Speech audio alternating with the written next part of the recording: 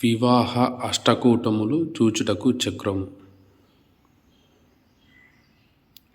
ప్రథమాక్షరములు అంటే చూచే చోళ అనే అక్షరానికి సంబంధించి అశ్విని నక్షత్రము, వర్గము జంతువర్గం అంటే గుర్రం అన్నమాట, గణము దేవగణం,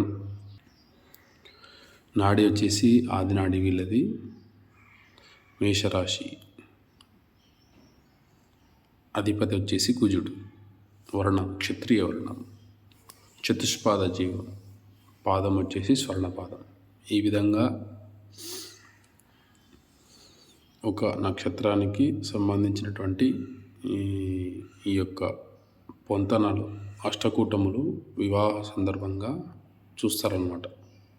సో ఈ విధంగా 27 నక్షత్రాలకి అష్టకూటములు.